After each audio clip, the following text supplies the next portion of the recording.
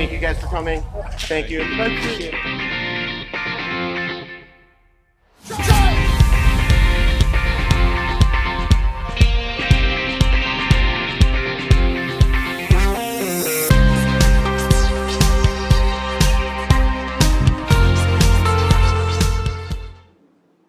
Hello, my name is McCarthy. I'm the director of the UCLA Martial Arts Program. I'm here to give a few more Bruin Self Defense quick tips.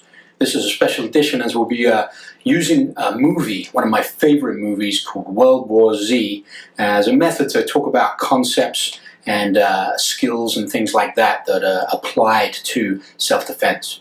I would highly recommend watching the movie before watching this video, as there are lots of references to what happens in the movie, a few spoilers, and some things you won't understand unless you have seen the movie. So if you have not, maybe press pause, find some time to go watch it, come back to the video after that.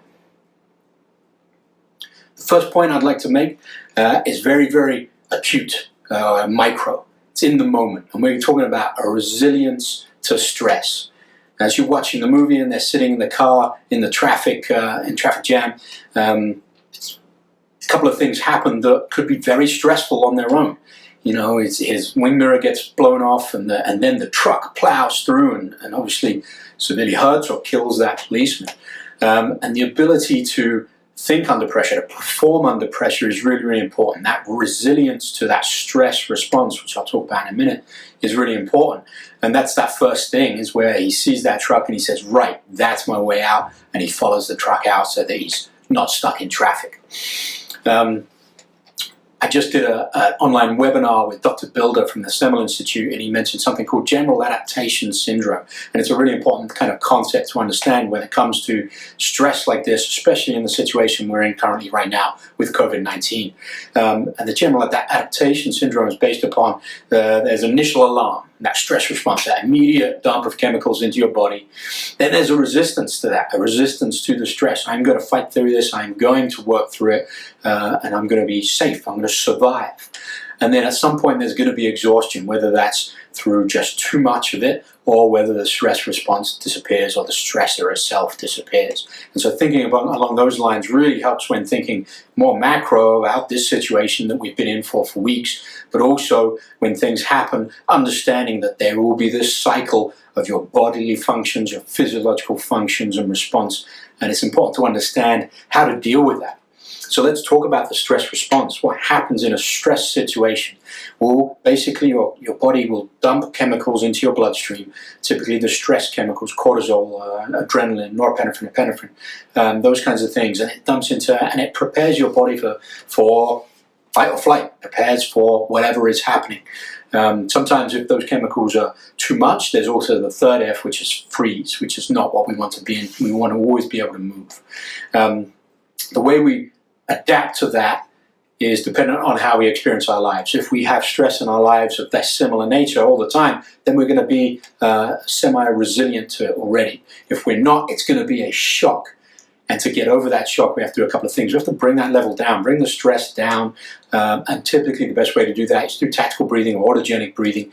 Breathe in for 4 seconds, hold for 4 seconds, breathe out for 4 seconds, hold for 4 seconds, and control your breathing in that manner. It's a method of meditation almost, and be able to do it under pressure in a stress situation is important to do, and many law enforcement officers and military operators are very familiar with this type of thing. The performing under pressure comes from sports psychology, kind of my background is sports psychology, and looking at the inverted U theory of stress helps us perform. It gets us that energy, it takes the blood to our muscles, away from the center line and core, and it gets us ready to do things. But if we have too much of it, then we have catastrophe theory where we can't do anything. We cannot do gross motor skills, fine motor skills. Those things go out the window under a severe stress, catastrophic response. So that's the first thing that we see in that movie, is that stress response. He's able to think under pressure. He's able to notice how many seconds it takes to turn into the zombie thing. He's able to notice the RV. He's able to notice a lot of things while under pressure and then act on them. And that's going to be very important later, is being able to act on those things that you're able to see while under stress. The second point is the awareness. So we talked about that in the first point of the resilience, is being able to see what to do under stress. Well, being aware of certain things is really important. Early detection of strange behavior or strange acts is really important. Obviously, the person who takes his wing mirror off is kind of normal in New York or big cities like that. But when the truck plows through, something is wrong. He knows he needs to act, and he's able to do it straight away. He doesn't go to the freeze of the three Fs. He goes to that flight, essentially, and gets out of there, recognizes that's his escape route. The second point I want to make about the awareness is pretty gruesome, but when he chops the officer's hand off because she was bitten, and I think that's a really important point. When I first watched it, I had no idea she was carrying a great big sword. I wasn't aware of that, but obviously he was aware that potentially, because he followed the science and experience of these things, which we'll get to later, he followed that and said, this might be a way to save her. I don't know, but I'm going to take it. I'm going to decide to act. Pretty severe action, but obviously for the movie it worked out. So it's really important to be aware of what's going on in the moment, but also be aware of your abilities, your skills, and your knowledge, and be able to apply them. The fourth thing that I want to really mention is being prepared, planning, and having skills, which takes preparation and planning. Immediately you see that they weren't prepared, they didn't have the asthma inhaler or the medication needed for the daughter, so they needed to go into a grocery store, which put them in a lot more danger. Being prepared and making sure you have your meds, whatever you need, is going to be very important in these types of situations, whether it's an earthquake, societal breakdown, whatever the situation is. These kinds of things apply everywhere. So having your meds, medications, and having a basic knowledge of first aid, medical preparedness. So doing the field dressing when he does chop that hand off. Really important he knows how to do that because he's just chopped that hand off. Being aware of geography and navigation. We use our little devices right now to take us everywhere. So that ability is definitely, for me, decreased quite a bit over the years I've been using it. I used to have a better idea of where north and south was, or where I was going in relation to where I was. Those are important skills to have, important skills to train. I really like the depiction of firearms in this movie.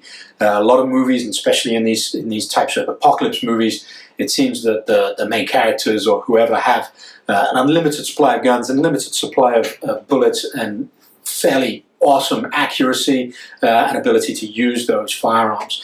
And that's not depicted in this movie, which is actually a lot more realistic.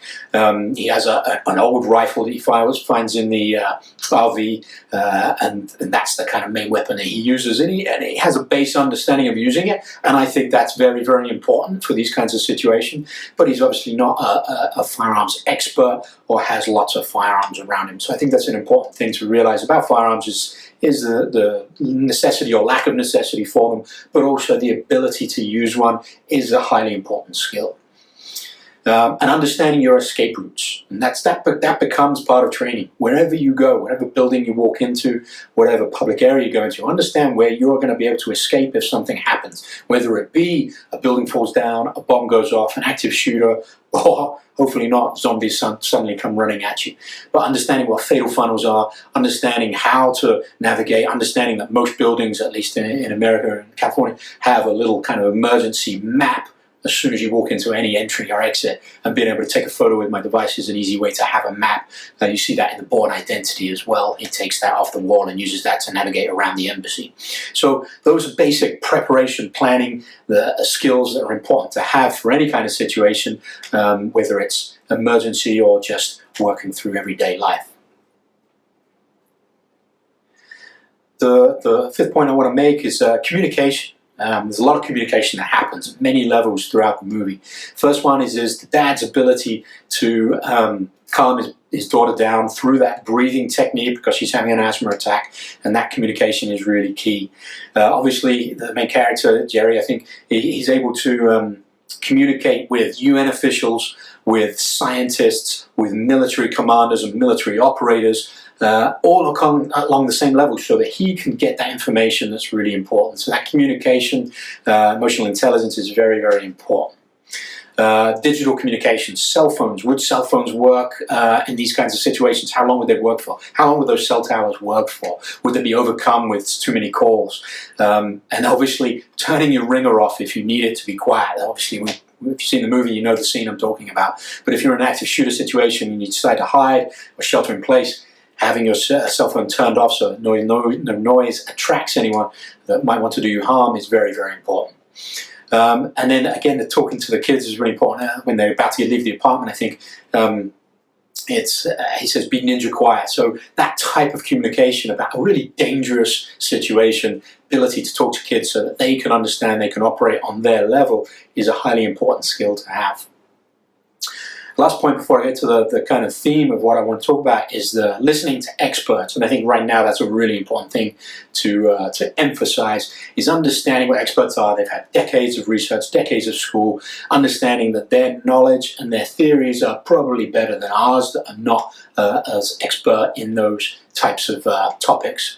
And applying that knowledge is really important. It's not just having the knowledge and being able to reference a study, but how do we apply that knowledge? And the way Jerry applies it all the time in the movie is really, really cool, I think.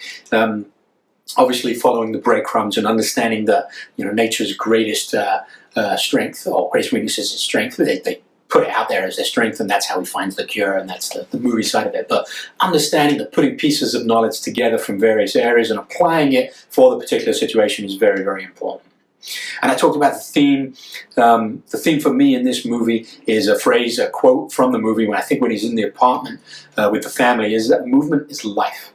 And if this is seen throughout the entire movie, from following the truck, from running, from being able to get into the apartment buildings, be able to move around the apartment buildings, and then leaving the apparently safe apartment because he understands that it's not going to stay safe forever and he needs to get out, he needs to keep moving. But that's not just the only thing about movement is life.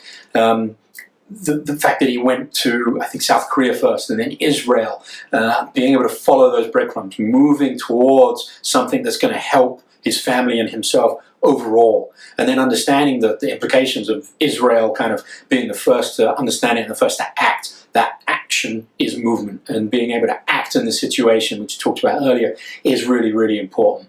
But that's not the only thing as well. This is why it's the theme of the movie. The ability to move. So the ability to run faster than a zombie. The ability to duck and dive and dodge and things like that.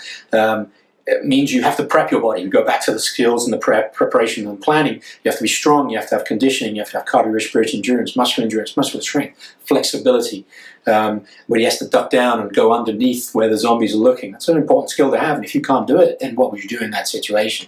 So those things are really important for the situation. But then the ability to move improves our health. Exercise and physical activity improves our physical health, our mental health, our emotional health. They're really, really important whether we have a pandemic, a zombie apocalypse, or an earthquake. The ability to move and understanding how movement affects our health in many, many different ways is really, really key, which again ties into that theme of movement is life. So hopefully you enjoyed the movie, hopefully you enjoyed my interpretations of the movie. That's why it's one of my favorite movies, because I like the way it interprets a lot of things. Maybe the directors did that on purpose, maybe they didn't, maybe I've interpreted it my own way, I don't know. But take some of that stuff, use it now, start learning a new skill that's going to help you prepare for the worst and hope it doesn't come. Stay safe and enjoy your training, Bruins.